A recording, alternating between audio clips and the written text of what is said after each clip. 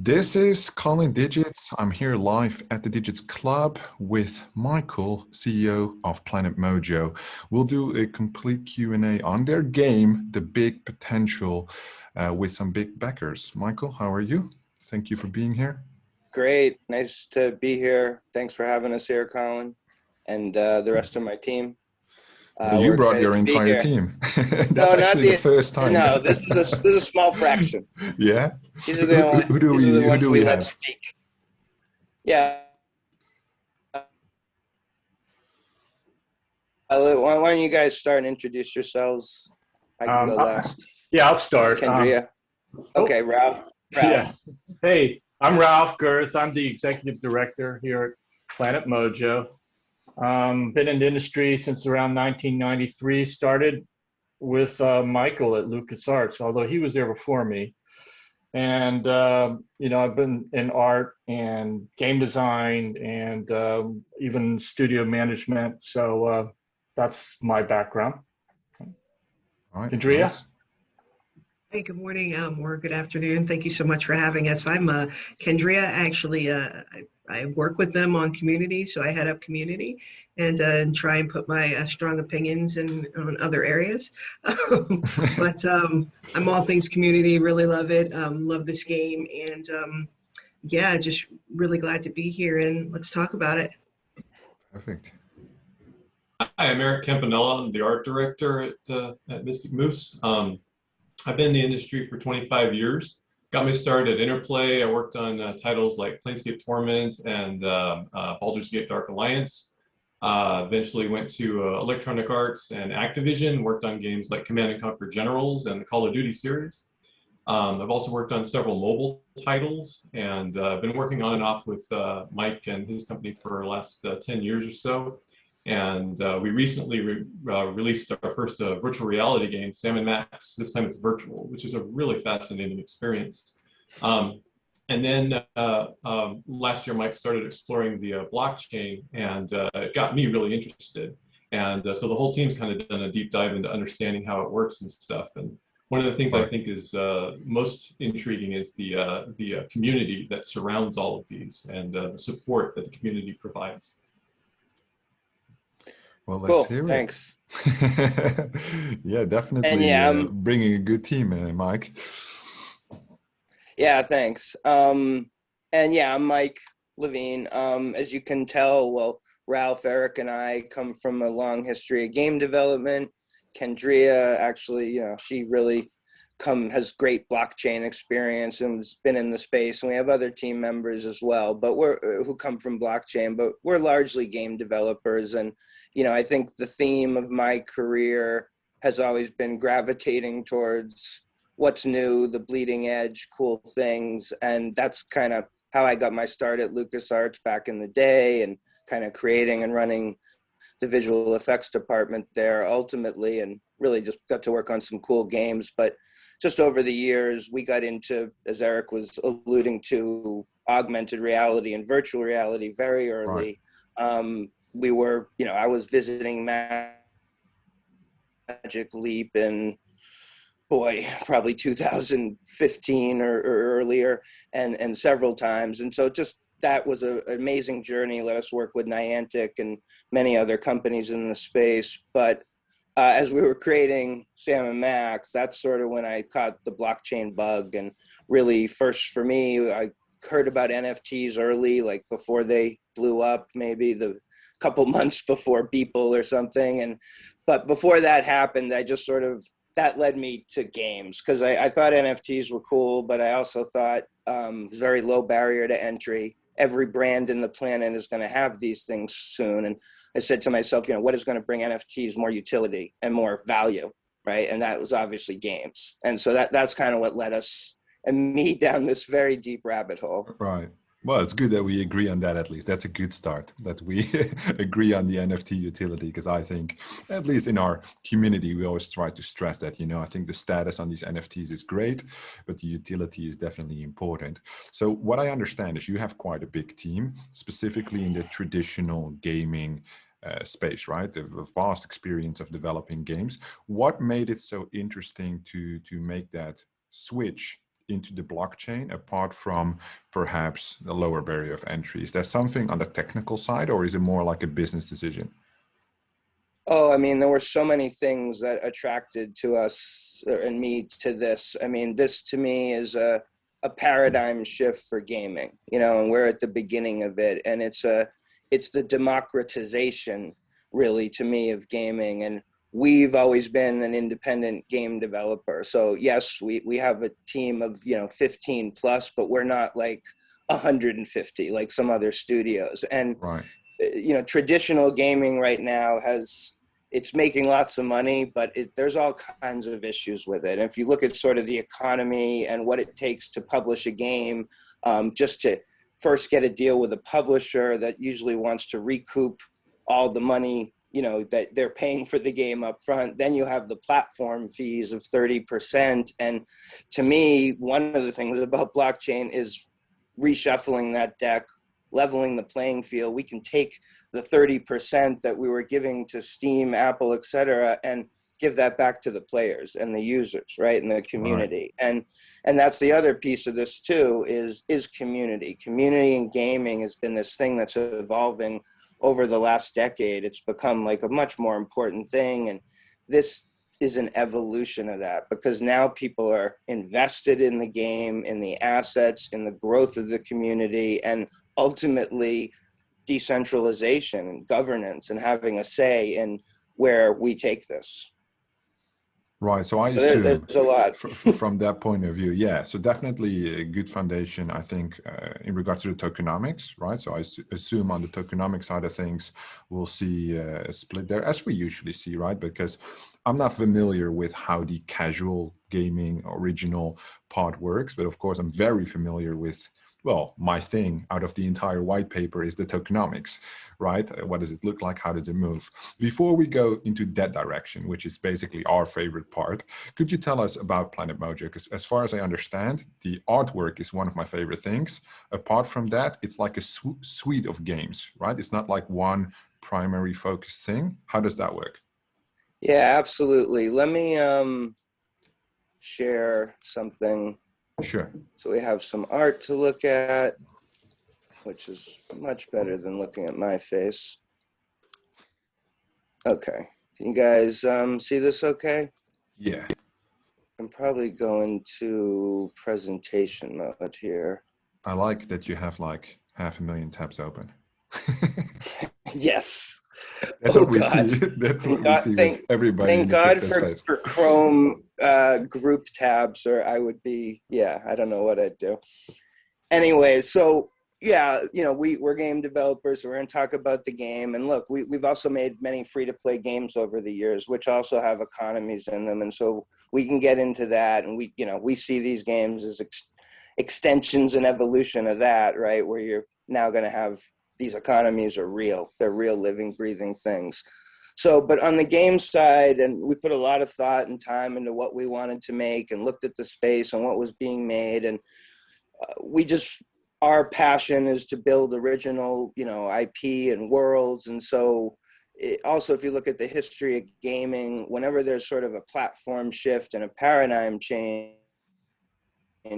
there's this unique opportunity for new IP to be born. You know, you think back to mobile, Angry Birds and Supercell, and that always, you know, a console launch, there's always a new IP that emerges. And so this seemed like a great opportunity. We wanted to build something that stood the test of time, but most importantly had a story, a narrative, and characters that we can make many games from, because that really is our ultimate vision, to have a suite of games where people who own these NFTs will be able to take them to different games. They'll have different abilities and value in different games, but overall, the ability to bring them to new experiences and customize them, and sort of increasing the value over time.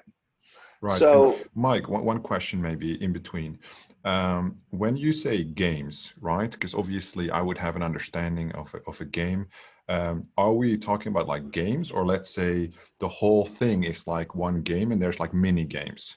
Because if you have utility for the NFT, are we talking like games Like maybe I don't have like a proper example, like a Call of No, Duty game. I think I maybe know that's like exactly. too big.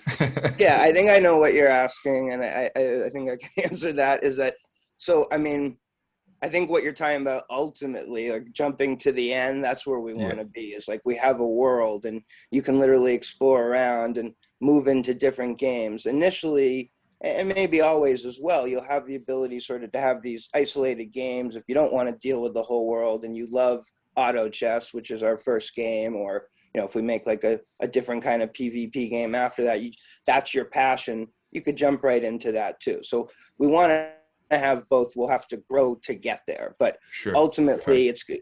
We're launching, for example, with an auto chess game, which we can talk about, which is a new exciting genre, but we're also going to have land-based gameplay from day one. And the land is kind of the hub. It's your home, and that will ultimately connect all these different experiences. Makes sense. Yeah, that makes sense. Thanks. Just showing some cool stuff here. And so this shows the birth of a Mojo, which is a special character and our first NFTs that we're going to be launching soon, that are these magical plant-based creatures that the planet gives birth to help fight a mysterious threat. That was sort of what you saw there at the beginning with the crater. We're working on a very high-end cinematic with friends of ours from Pixar and ILM. This is a little glimpse into that, and just other shots of the world. These are concept sketches of our land, which we're going to be releasing later as NFTs, and the land is going to have day and night cycles. You see, you get little homes for your Mojos, and if anyone played like Animal Crossing, it's kind of like a very light version of that, which we plan to continue to grow and add features to over time. So little Mojo homes, plants. And yeah, these are some shots of our first NFTs, which Kendria will talk about. We have a upcoming exciting event coming for these to be able to get whitelisted and access to these. And everyone is going to be completely unique. Ralph, you want to talk about these just quickly? Yeah, sure. As you mentioned, these are the Mojos. They're the main character in the game. And we have plans for about a little under 10,000 to start off with. And they're plant-based creatures. And the first batch will be vines, flower, leaf, and moss inspired. And they're all unique. There's a combination of attributes which will all be posted and available to owners, and these will be when you first get your NFT, you'll receive this seed, and from there we'll reveal the randomly distributed Mojo to the owners, and that will be coming pretty soon. I think in the next few weeks, we're going to be releasing some information about an exciting special event that Kendria is going to be talking about. Right, so we basically go into two stages, right? I don't know if you guys are familiar with the Chumbi Valley NFT mint, doing seeds first, and then from the seed, basically it hatches the Mojo, right? Yes, exactly. And the seed process will be manual, so there might be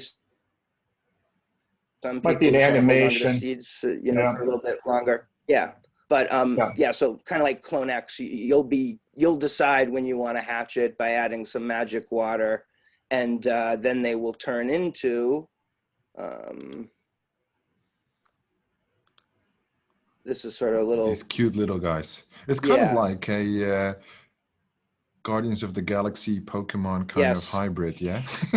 I usually just wait for people to say that, or there's got a lot of Groot comparisons. These are they're definitely friends of Groot. And the NFTs, by the way, not only will everyone look unique, they will also have unique animations, some of them will have unique poses. And one of the really special things about our game, I haven't seen too many other projects do, is when people like in Fortnite, you know how dances are really popular. People Right. can win animations and skins in this game, and when they put them on their Mojos, that will also update their NFTs. And so their NFTs will also change and evolve. They'll be like living things. And that's in addition to the stats and whatnot from the game as well. Cool. All right. Well, is it like then from, because like the NFTs, you got these guys, because the guys in the chat are saying like, oh, we played many auto chess games. I actually personally have no clue what an auto chess game is. Yeah, so we can talk about, and so the Mojos are playable characters in the auto chess game. Like I know if people play TFT or whatever, they know your cute little mascots, but we were like, let's get them in the game, you know? So they'll have spells and abilities depending on their class, but they're going to be fighting alongside these guys. And I mean, Eric can talk quickly about the champions, which these will come later when the game comes. And by the way, we're not a project that is going to take years for this game to come out. These NFTs, the Mojos are coming out in the next month. This game in its early access will be coming out this summer. So, you know, we're talking midsummer. Oh, that's quick. Yeah. And we've been working on this. It's going to come out in the web first, WebGL, full 3D, all these characters. This is concept art. I'll let Eric talk about the champions. But the champions, I was going to say, will come out as the game comes out closer to that. And people who purchase the Mojos will be automatically whitelisted for deals and packs on the champions and the land as well. Right, so the Mojos are very powerful little various types of wizards that draw on the planet's life energy itself to defend against whatever threats are coming. And the champions, since the Mojos are very young and inexperienced, the champions are needed as a way to protect them as they grow in their power. So what we wanted to do was, in this sort of alternate universes, evolve the champions along the lines of how humans have, but like, you know, different anthropomorphic animals. So we've got bears and rhinoceros and hippos and ideas based on those. They don't literally need to be 100% those creatures, but you know, we took those as a basis because we just thought that was really cool.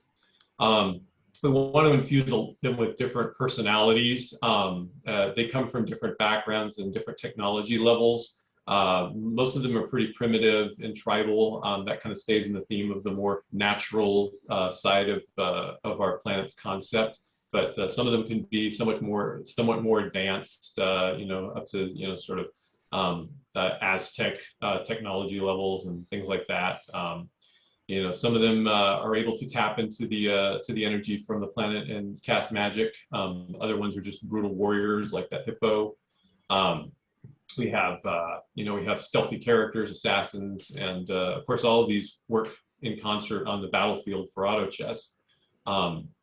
And you know, you can strategize how you want to use them.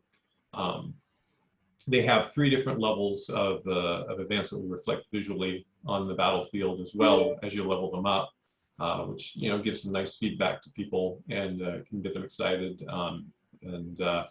We're going to continue to expand on this this roster, but this is sort of our starting lineup here. You can see the turtle cleric, for example. People who play auto chess know how they can level up in the game. We're going to be doing some unique things, though, with our auto chess because we're flipping the script a little bit, right? For blockchain, people are going to own these assets. And so we wanted the ability for people to make their own teams and decks. So they'll be able to make different combinations, experiment with their different abilities and use them in the game. And then outside the game, this is atypical from auto chess, these characters can be leveled up. And so players will have the ability to raise the value of them essentially. And then in our marketplace or in other marketplaces, sell higher, you know, for players who want to get in early and not spend that time to get that higher rank character. That is a model here for people to play and explore. I have many questions right now, but it does start with this auto chess, right? So if you could briefly touch upon that auto chess. Thanks, Eric. That was great. About the auto chess system, how the actual gameplay works. Because now I'm thinking, like, I'm this small little Mojo. These guardians are protecting me, but I don't know what the actual game is doing. if it's like tower Yeah. defense or something Well, like this. very soon we're going to be showing off gameplay, which we're excited to. But I mean, I'll just try to explain what auto chess Yeah, is sure. verbally. But I think people who've played Teamfight Tactics, Dota 2, etc., we're in that camp compared to like Hearthstone Battlegrounds, right? We're gonna have these 3D characters, and really auto chess is sort of, I guess, a subgenre of auto battlers, which there are many types of as well, but puts it on a grid really like chess. We had made a game, just to give a little history, in 2017 called Hollow Grid Monster Battle. We made that with Phil Tippett. He's the guy who made the Star Wars Hollow Chess scene. So there was really no precedent. We're like, how do we turn this into a game? There was a couple other people experimenting. Our game was very chess-like, turn-based, one at a time. 2019, Dota 2, really, the first auto chess came out of that. And there was kind of an explosion where Teamfight Tactics and other games quickly came out. So what it does is it puts the strategy more in your team building and how you're drafting characters, essentially combining them together, and then strategically placing them on the board. We're going to be adding a few new things to the formula, like we'll call them spells for the moment, but that you can also place on the board in addition to the characters, sort of strategically where to go off, AoE stuff. And then you have a timer, basically, where you're doing this strategy part. The timer ends, and then the match begins, and that's where it's an auto battle. You sort of sit back, watch this visual feast, and but you're watching, did I, how did things work that I did, what worked, what didn't work, try it again. Is it like, is after the first lap, let's just call it lap, I don't know what it's called, I don't want to offend you game developers. Yeah, round. Oh, sure. Yeah, let's say after one round, then how long does that take, one round? Oh boy, well, the way auto chess works is it builds up, right? So you're usually starting with like one-on-one character, and you're drafting, and then you move to 2 versus 2. By the end, you're like 10 versus 10. So the first matches are very short, right? They're like a few seconds, basically. Then it grows exponentially. And historically, and we have a big emphasis, by the way, on tournaments and what we're doing, and that's part of our ecosystem. Players will have to sort of earn to get into those spots, but yeah, tournaments are very important to us. And basically the auto chess part, you're, combining these characters essentially and moving through historically a match of 8v8, right? So we'll have this in our tournament. So it's kind of a mini sort of esports tournament always going on. And so you're playing against one guy, the winner then, depending on the rank, goes up to the next one.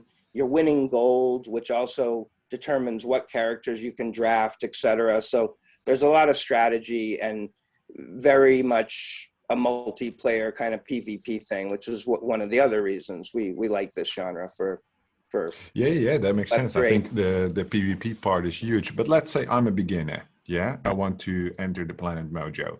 Is it free to play to kick off? Yeah, so we have a phased launch approach, and we'll be launching these NFTs over the next few months, and then the early access game that comes out over the summer will be one of the rewards you get for buying the NFTs. So our first early users will have to own the NFTs or work with guilds we're working with guilds to get them NFTs as well. And we look to them to help us balance the game over the summer. We'll have some tournaments as well, where there'll be earnings for our token, which will launch with the game as well. And then our sort of phase 2, when we're launching with 6 champions initially. By the fall, we hope to have 20. That's when we look at a sort of our full launch in the fall. And that's when we have ideas to open it up to a much wider audience of players who don't own the assets, who could level up and transition to those types of players. Right.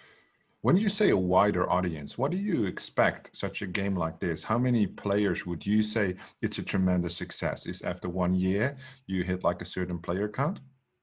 Oh boy. I mean, in the early days, which we're focused on now, we're going to be, as Ralph said, we're releasing about 10,000 NFTs. And that's actually quite a lot for a first launch, just to balance a game like this. And work out all the kinks. So if we get, 50+% of those people playing initially, that's going to be great. I think in a year, hard to quote a number in terms of exactly where we want to be, but I would say in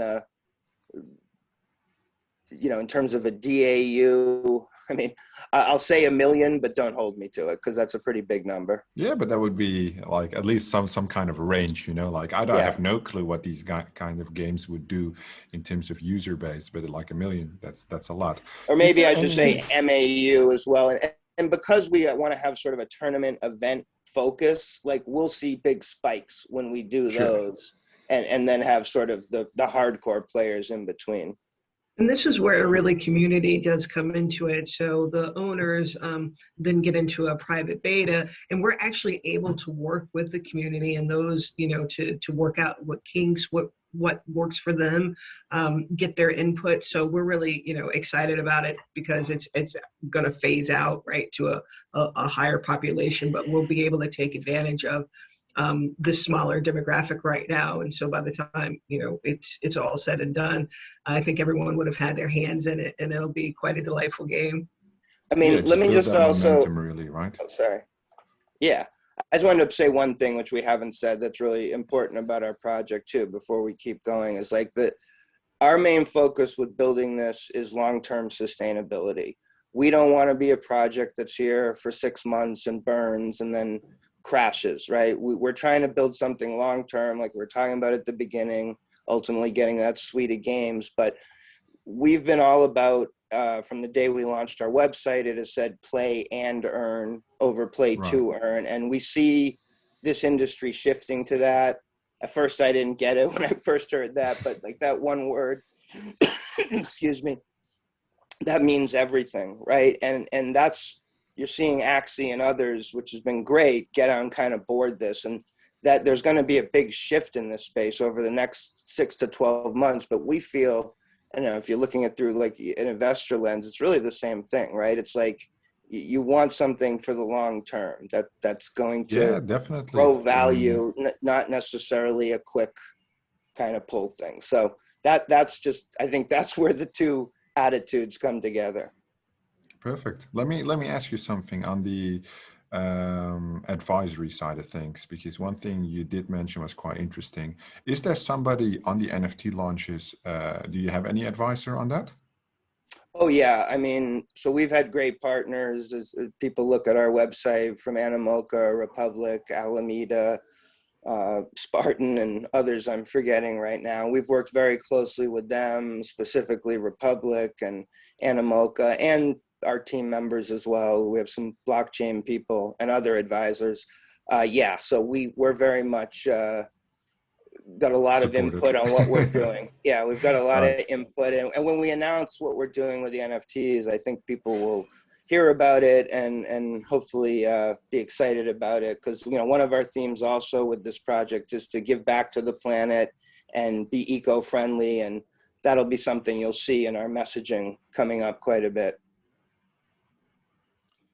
Okay, that's one of my least favorite topics. I'm just going to be honest, but that's fine. I mean, I love it when projects have their passion, right?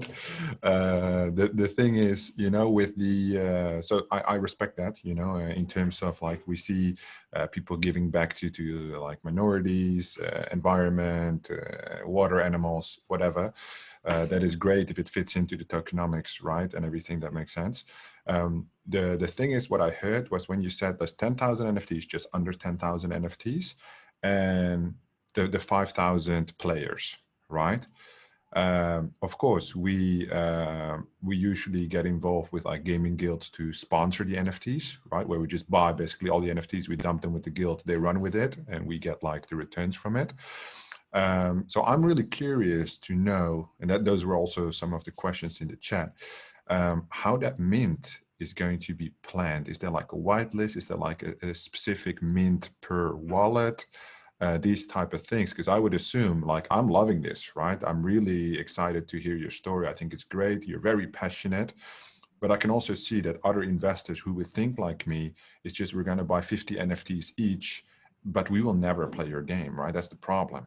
So how does that work? Details of this are going to be coming very soon. We do have a very sort of exciting event we've planned to get people onto the white lists and have an opportunity to buy them. In terms of how many people will get per, it's not going to be 50, I can tell you that. It's going to be pretty low initially. After, there's always the secondary markets, et cetera. Right.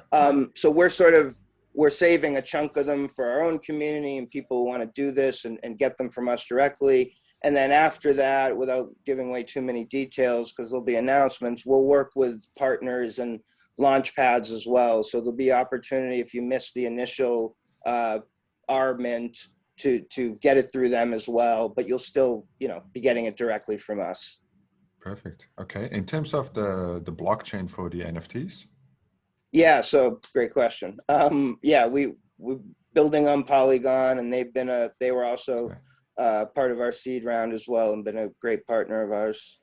And we're excited again about, building on them because of their technology, low gas fees, and the support future roadmap. is huge. I've been told in terms of how they support their projects in that initial, at least building phase, but also, the first year after that, like launch period.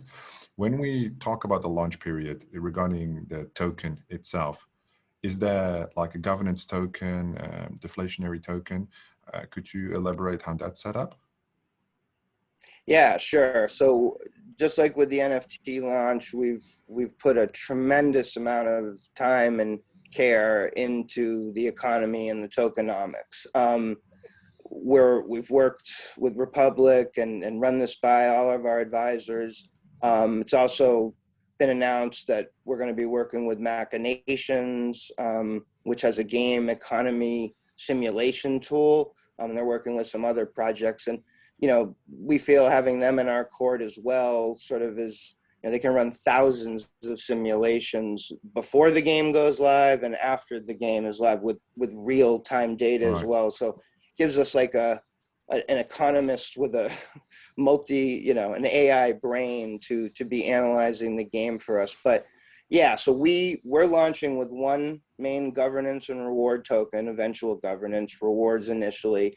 It's really extracted from the actual game side of it. We only have one token. It'll be mainly used for rewards in the tournaments. And then we have a soft in-game currency.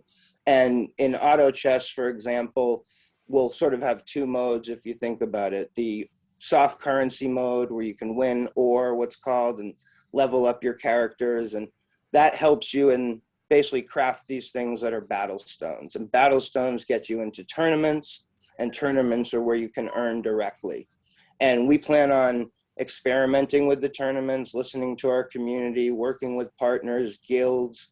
I want to see more guilds versus guild tournaments in this. It just seems great for that would be cool. Yeah, that's what we want to do. And have different types of reward mechanics and listen to the community, like not necessarily winner takes all, like have a big pool and the top 25% divide that evenly. So we think those huge opportunities to earn there through that type of mode, and sort of that's where the play and earn comes into it really, I think, and sort of play to own, I also call it, as well as the other side of how people can sort of add value to their assets in this game. Yeah, that makes sense. You briefly picked up the launch pads. Has there any decision been made which partner launch pad you would like to use or when the IDO is happening, or is that still far away? It's not that far away. I can't say specifically because there will be announcements coming up, but like if you look through our Twitter and partners we've announced, you can probably figure out a few of them because we've already announced, we've Maybe announced. I should ask some of my contacts and they will tell me. Yeah, well, no, I can say we've announced the Poker Starter one on Twitter, so we can say that one at least. Poker Starter, all right. Yeah, that's on the big side of things. Could I share my screen actually and go through the tokenomics of the white paper? Is that okay? Yeah, sure. Because then I'll have some more of the interesting questions. When I say interesting, usually the people here call it difficult. but I always I like to can't be wait. difficult, right? Okay, so this is what I always do. Hey, my internet connection's going down now. Sorry. No, go ahead. Fair enough. I was like, you serious? All right, 20% team, that's normal, 5% advices. So on the initial sale, what does that mean? Is that the seed? Yeah, those were our private. We've done another round, which we haven't announced officially, but that's a combination of our private sales, initial sales. Private sales. Is it filled? Yeah, it's overfilled. Oh, okay, that's a good thing. Yeah. That's always good to know. And then public is basically what goes to the launch pads, right? Yep. Okay. Anything which is not here, maybe it's under ecosystem fund, liquidity for the DEX? Yeah, I mean, we may shift a little more to the public sales, so we can do a small DEX and have enough for market makers, et cetera, to not a lot, but possibly up to 3%. So that's something where, as we're talking to the exchanges, et cetera, just to make sure it works the way they want it to, and Sure. and best for everybody. Yeah, and where would that percentage come from? From the ecosystem fund? Yeah, which is essentially the treasury. Yeah, okay, makes sense. So 1 year lock, so basically vested over 3 years with a 1 year cliff, right? Correct. Basically Correct. for everybody, so that's all fair, I would say. And when you say unlocked, you mean 100% TGE? Yep. Well, that's interesting. That is interesting. Why would you choose for 100% TG? Is it? I mean, that's we're still, again, we're in these talks with the exchanges, so I guess these things could change if they have to, but right now that's the feedback we've gotten. For most people on public sales want to be able to have freedom with them, and it's a very small percentage. So I'm just a guy who makes YouTube videos, right? But I review many white papers every week. And of course, what we do is we document these TGEs, these launches from an investment point of view, on like when they hit the DEX, when they hit the exchange, and that's what we do with our community, part of it. So what we usually see is 100% TGE is either if there's no liquidity provided by you guys, because percentage of that needs to be used for the liquidity farmers, right? Otherwise, there's no trades happening. However, if you provide the liquidity, what are the investors going to do on that initial pump? Dump, right? Which basically crashes your initial momentum and people panic, right? And when they panic, I mean, it's such a small percentage, right? But 2% of your tokens is still a lot of tokens, right? So we're still talking, I would assume, at least a couple 100K, right? That hits the market at once. And the problem with these launch pads, well, maybe not with Polkastarter, right? Because you're at the top of the launchpad market, but perhaps with like the smaller launch pads, when we talk about tier 2 launch pads, these guys are all for profit, 100%. So as soon as they see a 1x, a 2x, they dump their tokens. Wherefore 100% TG is risky. That's all I'm saying. But if you wouldn't provide liquidity, then it makes sense. So if it's not fixed, then it's fine. More good questions. Feedback. Yeah, I mean, like just my thoughts, right? Just on my own experience. I'm always interested to see the player rewards, right? Because that's basically, I assume, free for you guys to use as you see fit, right? To give to the players. Relative to your roadmap, how long do you think you would need to hand out these tokens? Is it like a 2-year thing? Is it like a 5-year thing? I think if you scroll down to the emissions. Oh, perfect. Okay. There we go. Yeah, so if you look carefully, player rewards, I mean, that stretches out over, a 60-month period. Yeah. Okay, so that we're talking 5 years. Yeah. Okay, that makes sense. All right. I let you do the Tokenomics math. are actually quite simple, so that's easy. There's not too much hidden information, too many secrets. In terms of the advisory, right, that you get, is it something you handpicked yourself in terms of who you would like to partner with, or was it more like a strategic approach to also get what you want, but maybe on a different level? I mean, it was a combination of that, I suppose, right? We didn't reach out to people per se. It was more the right partners that it was worth giving it to, but ultimately it was our decision who we wanted to bring on as advisors and give those tokens to. So yeah, we've had a lot of interest, but only sort of had that small pool to hand out, and we've been pretty selective with it. Okay, good. Yeah, I think the overview of the advisors is that, because I know you have your entire team. That's one of that. When I looked at it, it was one of my favorite things, right? When we got the message about you guys, that the entire team is there with all their LinkedIns. We really appreciate that. The team is definitely important. Is there any information on the advisors, or is it in the white paper? Is it in the white paper? If it's not, we certainly can. Yeah, I think we have. Just a little bit. Right yeah, there. there's some, but there's others not listed. I mean, some of our advisors are actually directly from the funds itself. So Republic, Animoca as well. So they've definitely they're part of that advisor pool as well.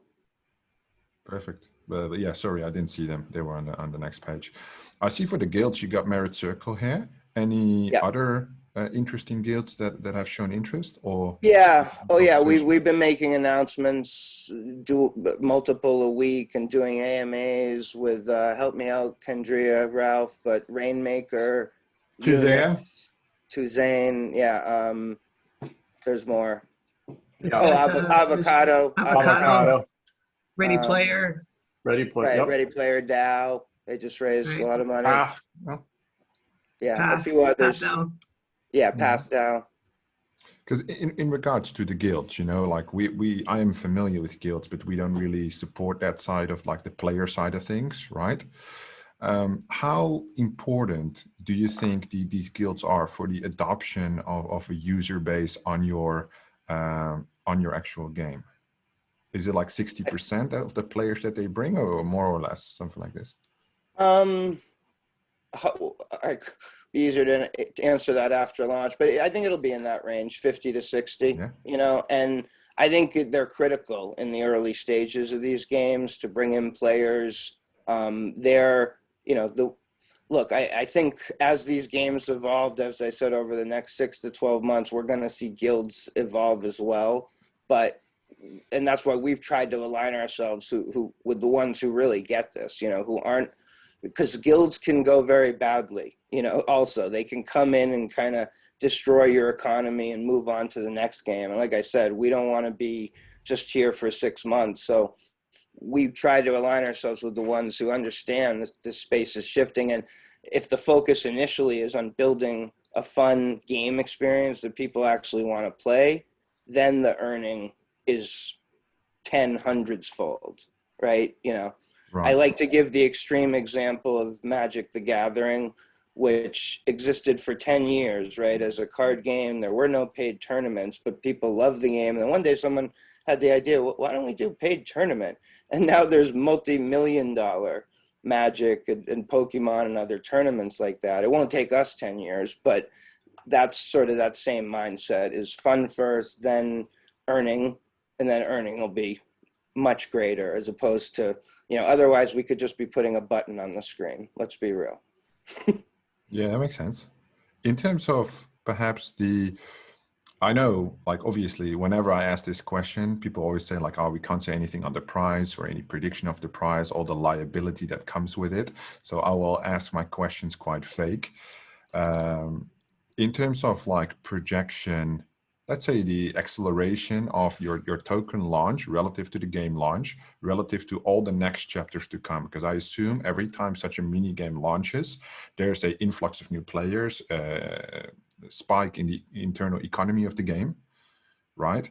And of course, as a investor, we're always looking to support a project as long as possible until a certain maturity stage and or decline, right? Where either things are not working anymore. where would you think that on the roadmap, because short term, it's quite clear, right? The next stages happen quite quickly. You said summertime is already when things start to happen inside the game, right? When do you think after the, I want to call it battle chest, but I don't know what it's called. That's fine. The chest thingy. Chest thingy's fine too. Thereafter, when like the next module would hit the market, you assume, or the game? Sure, that's a great question. And here's my answer.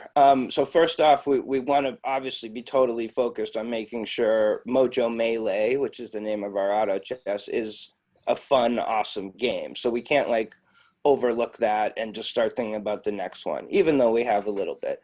But you know, timeline-wise, you know, just a rough estimate, I would say 9 to 12 months off, probably a year till we fully launch that next game.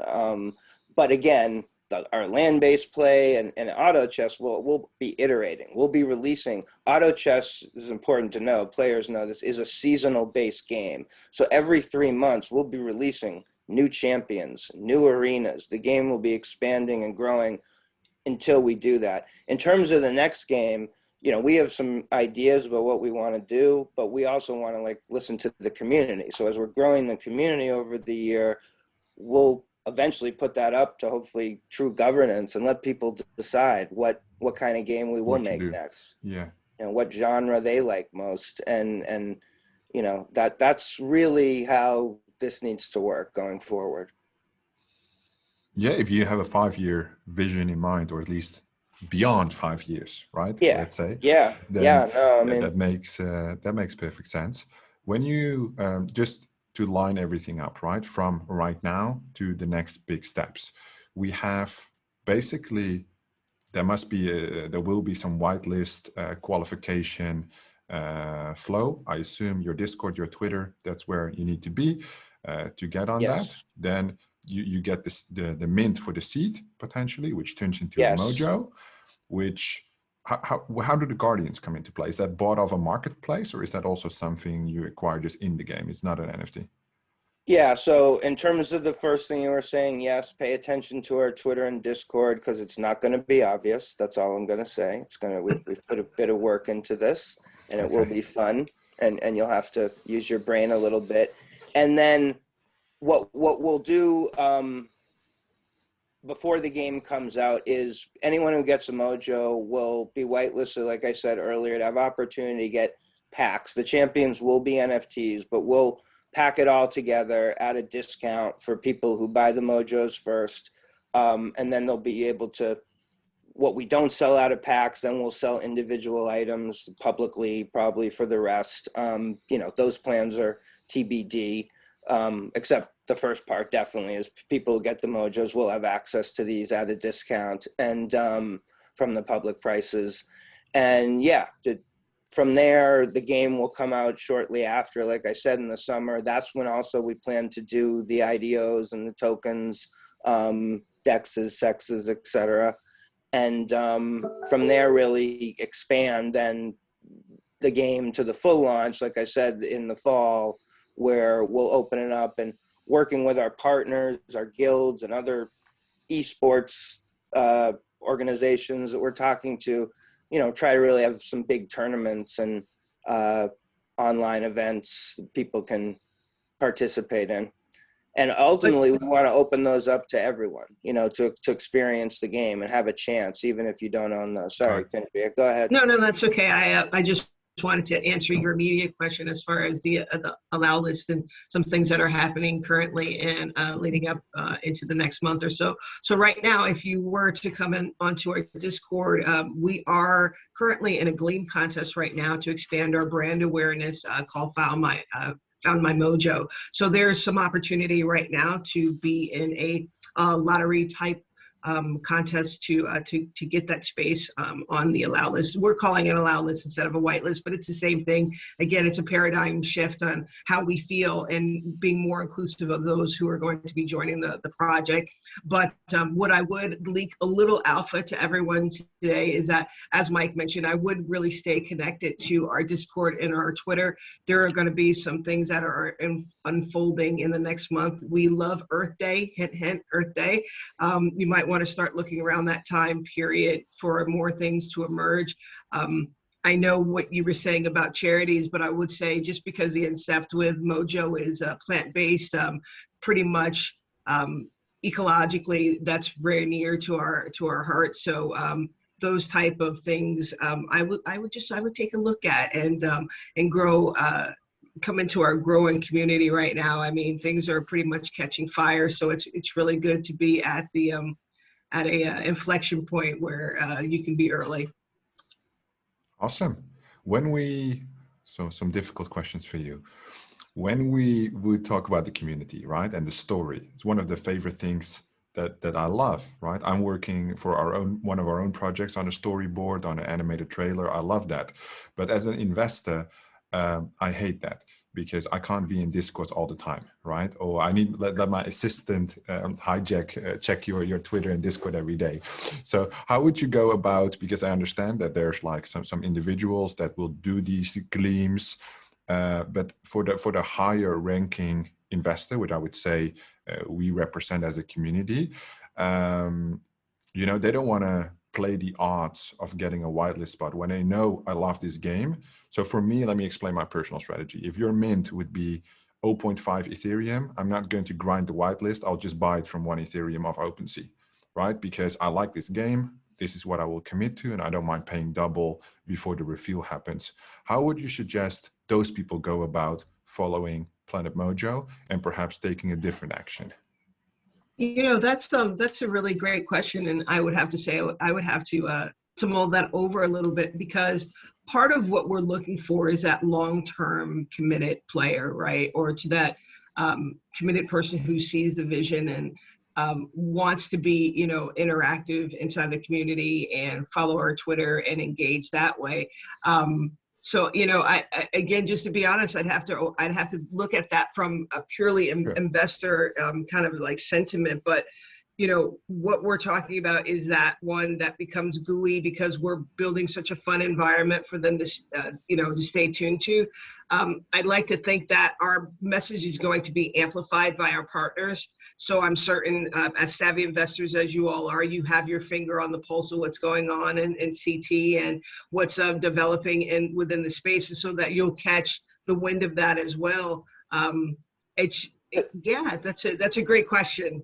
But I think like the way we look at it too, right, is just also coming from traditional games, right? Like in mobile, like it sort of became fleshed out over time. We have these different personas in mobile: whales, you know, dolphins, minnows. You're talking about a whale, right? That's kind of what you are. And what we're learning in this space is that there are new personas, right? There's the big end investor, the speculators, the game players, and so that's part of the challenge of this space, really, is to figure out not to shun people away like you. If you don't want to do the work and you're willing to pay extra, that we shouldn't have a problem with that, honestly, in my opinion. That's the market working itself out. I mean, the people who want to work harder earlier to get a special deal. And look, the contest event we're putting up, it's fun, and we want people to have fun with it. But the reality is, if you're paying attention, it's going to be easily cheatable. People are sure going to be putting Don't up. say that. Putting Don't say up. that. Andrea doesn't like that. Yeah, I mean, it's there to enjoy it and wrap yourself in, you know, what we're kind of doing and building, and I think people who go through it will appreciate it. And hey, it seems kind of naive, but I think that we've seen so much opportunity within the crypto and blockchain space that we've gotten away from like the basics of fun, right? So games are an opportunity for you to kind of like, you know, escape and to have another, you know, view. And so we really are doing things that are capturing that element of trying to be fun again. And I think in and of itself, that will end up having some rabid loyalty, because right now it's just, we're trying to create a space where you can just get back to being curious. And so when you say grinding, I kind of clinch a little bit, because so much of the foundation of our community has been against that. I mean, in the initial stage, we had an outroar by some people who were coming in and quickly left, because we weren't about grinding. We're not about HP and who has the highest, by like putting a Q in the chat space so that they could just be counted in the role of having a high HP on there, or doing the, invite 10 friends, and all these bots are being, Right, I mean, what we're you usually really, right. Andrea's really done a good job building an organic community of people. And that's what, yeah, and we did an Yeah. art contest like a few weeks ago, and if you look Some back and amazing. see that, I mean, you can see the devotion people had to that. And look, we have an economy. We're going to be rewarding people. There are ways to reward in this game, but if you look at like the big picture and like these massive gaming franchises that didn't have any of that stuff, but they still go on to be worth billions of dollars. So that's really what we want to build here, but the Web3 version of that. right. Yeah, So, I like it. some people might say it's a slow fire, but it'll be a raging one by the time that we're done with it, because we really want to do it on an organic basis, where this is a great thing about blockchain, right? People can find their communities, they can find their tribes, right? I mean, there are billions in the earth, right? We don't want all the billions, but we want a really concentrated group who believe in the game and want to build with us, want to grow with us. And so we're not going to come out with the, like the kitschy things, the, like flash in the night or whatever. We'll build this community. It's organic. We've got really people who are becoming, like, I hate to say this, but like family, right? The people that are going to be in Discord that you're going to be hanging out with, the slow and steady, questions, keep it all together, so that it grows, right? And so I think that's really good too, economically based too, because then you don't have a myriad of flippers coming in wanting to get the assets, flip them on secondary market, and don't care about the establishment of the game. I mean, business is going to happen and these things, but we're trying to control that so that really the hands are into the people who want to build with us long term. Yeah, I think it's one thing sorry. Yeah, it's more like the percentages, right? It's like the percentages. So I love how passionate you are about a community. It's your thing. I can feel it, right? I love building communities myself, but with a different point of view, right? Because we look like with the investment lens on it. And when you talk about the community, the slow and steady, I 100% agree with that. But also me not being in that audience, I would probably, if I would tie into Mike's story about like every role will be there, right? I'll probably be in the 5% of people that will passively invest for the long term. So I will be in the community, but I will check it like once every 2 weeks, and I will have like 60 Discord notifications because I don't check it every day. And then you have like these hardcore guys that support you guys all along the way. And I put my trust basically 50% in you guys as a team, and 50% in that strong community that you've built, because they will make it happen, right? You are very confident that you can do it. You have a lot of experience, and these guys that are continuously, basically your cheerleaders at the end of the day, right? They are very important, in my opinion, for the investors. And that's one thing. If that signal is clear, I think, then 100% TGE shouldn't necessarily have to be a problem, right? But because that case, it just shows so much confidence, and also investors will publicly announce that there's bullishness for the long term, right? Specifically, if these windows are quite close together, going from like a token sale on the game launch to 3-6 months later, that's relatively long time in the crypto space. But in real life, that those days go by so fast, right? So then will be like another huge opportunity there. So yeah, I really think that's one of the strong parts here. Maybe another interesting question here from the audience, from a investor's point of view, more about your studio, right? It has a cool name. Yeah, I wanted to answer this one. Thank you. Okay, cool. Yeah, we are. Yeah, I saw that one. Thank you. Yeah, this is all we're doing. That we are 100% focused on this. I mean, you don't want to know how many hours a day. And in crypto, as they say, crypto never sleeps, but I've learned it's mainly because everyone's on different time zones. So, I'm up 6 a.m. doing calls earlier than that sometimes, and, ending the days late. So yeah, this is it. We're living and breathing this, and we're learning every single day, about this space. And, really what we've learned is that there are no experts. There are no perfect models to chase here. That's one thing that's very different about past gaming paradigm shifts. There was always like Zynga or Facebook or, just, okay, follow that model. And we have Axie, but everyone knows Axie is imperfect, right? Including Axie. So they're trying to fix it. And so that's why we have partners like Machinations and some, game designers, and we've plotted a lot out. And that's why we want to start slow too. That's why we have an in-game currency only first, a soft currency, which we could turn into our second token someday if the economy is balanced. Because, I heard a podcast the other day from a big Axie KOL, and he was talking about what Axie should be and what he's told them. And he basically described exactly what we're doing.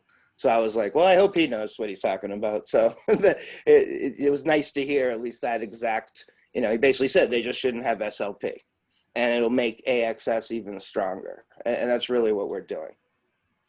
How fast do you think you can adjust as a studio? Because I know nothing about game development, but let's say there's major changes in the NFT space, because in my opinion, the NFT space will evolve faster than perhaps the crypto space, because the blockchains are quite set or whatever. But on the NFT side, things are very much still open, and we're just at the beginning there, because the NFTs are a foundation basically of the game, right? How fast would you be able to adapt to these certain things? And I don't even know what to expect because it's all unknown, right? I mean, everything we're building is modular and nimble. That's what we've been trained to do for 25 years. And, if you're talking about like switching to a new NFT standard or something like that, yeah, we've looked at those, and we're actually close to some of the people involved with that. So that's not going to be a problem. But also the way we're building this is very flexible, as I talked about, like the metadata and how we're handling that. We're actually going to be storing the metadata part on Web 2, which is going to give us a lot of flexibility. But the smart contracts and all the assets will be, non-custodial, completely owned in people's wallets. But that gives us the opportunity to do some really special, fun things as well. Exciting. What would you say? Because I think I have a very clear picture. Your amazing presentation. I think this was one of the better AMAs that we've had, at least. Usually I have half an understanding of the game, and I feel like I now have at least a proper understanding. I'll give you 8.5 out of 10. On your, and then that's higher than usual.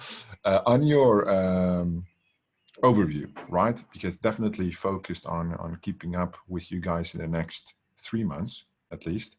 I think we would ride the hype wave all the way until the launch pads at least, right? What do you say, according to you, are the most important things in the next coming weeks? I mean, really everything right now. I mean, we're doing, there are multiple plates spinning. We're working on the game, and that's very important. But the most important thing really in the next few weeks is this upcoming Mojo NFT launch, and everything we're doing around that, partnerships, growing our message leading up to that point is our, we want that to sell out very quickly, obviously. And I think I saw someone asking about the price. We haven't announced that, but we think the initial Mojos are, affordable. They're not going to be one of these insanely high price projects to get into. I don't want to badmouth other projects, but it's not going to cost $12,000, not even close, to get into this game initially. And you have to think about it. I mean, again, to get off my soapbox, I will in a second, but I think as you'll see, everything that we're doing is towards the community base and towards we love our whales, but wanting to make the game accessible and get it into as many hands as possible. So the choice with Polygon, the price that we're considering is also that it can be accessible and just fun to just get this in the hands that people will amplify it in themselves once they become addicted. And yeah, and I didn't mention too that, you know, to get access to those other packs and everything, you have to hold on to your mojos, by the way. You don't just get automatically. We want people to hold on to them. And even with the tokens, like I said, there'll be staking we'll introduce as well. So we want to introduce that long-term value. Would you be able to stake the Mojo to get tokens? Potentially. We've talked about it. It's a possible option we're looking at. And if I would, let's say, if the Mojo changes owner, it's not set that the opportunities that follow after the Mojo mint, it's not connected to the wallet, it's connected to the actual NFT. If I'm following you, yes. Or you're Yeah, saying whoever ends up owning it, will they have access to? Oh, that's an interesting question. I think we have to discuss that, if I'm being honest. Okay. You're the first one who's asked that. Yeah, but you'll want to think of it. It's a great question. Yeah, you'll want to think of it. I don't know if you're familiar with World of Women, PFP that's going on right now. If you're an owner of the WoW, you are eligible every month for a specific NFT artist drop. So, but the asset has to remain in your, it has to be in your wallet. You have to be the owner of it. So we'll have further conversations, Mike said, but you want to kind of like tacitly get that in your mind that as long as that you own the Mojo, it will make you eligible for other things that are to come. We want to reward the early adopters, if I'm really thinking this through, honestly, that's the intent with that. Yeah, that makes sense. I mean, we see this all the time. The reason I'm addressing it, because we saw one major game, let's not drop any names, but they attached the future potential airdrops to the minting wallet, which means people sold their NFTs, people bought them, and then later they announced, yeah, all these airdrops, they're for the minting wallet, which means that... That's a good, we got to be very clear on this. That was like a huge mess. No, that was literally the only project that I saw doing that, which literally, and it's like a huge project, right? But literally makes no sense, because obviously you don't want to reward the people dumping your game assets, right? At the end of the day. Yet that is something for them to solve. If I can say, I see a few questions about marketing. I just wanted to say we're working with multiple marketing agencies, including ones that were behind Star Atlas and some of like the true experts we feel of this space. So we're very excited to be working with them. That's how we got here today. So, I mean, you guys are definitely doing the right thing. We're usually quite selective in what we picked up, but it looked really good. And now I know for sure that it will be really promising already in the short term. So we will definitely keep up to date with you guys. Is there anything you would like to add for today, Mike, or team? Yeah, anyone, but just thanks for having us here and all the great questions. And this is gonna be a learning journey for everybody over the next 12 months. So we're excited. Exciting, yeah. You all have an open invitation to join our community. I'm always there and watching, so I'd love to see some of the names come in. We'll welcome you right. Perfect. I'll make sure that we will, for the first time, make a document out of this AMA. So we will actually publish that as well. Some premium service, because I like you guys so much. And there will be a link in the Discord on that document so people can join you. Thank you guys so much for being here, taking the time to speak with our little precious community. I hope to see you guys again in the future. We'll stay in contact, keep up to date. Let's do it again. Planet Mojo thanks, stuff. Maybe around token time. But yeah, thanks again. Exciting. Thanks again. Have a great day and evening. Bye. Much, Thank you. Eric, Ralph, thank you. Have a good one. Thank you. Thank you, Bye-bye. Colin. Have a good one. Take care.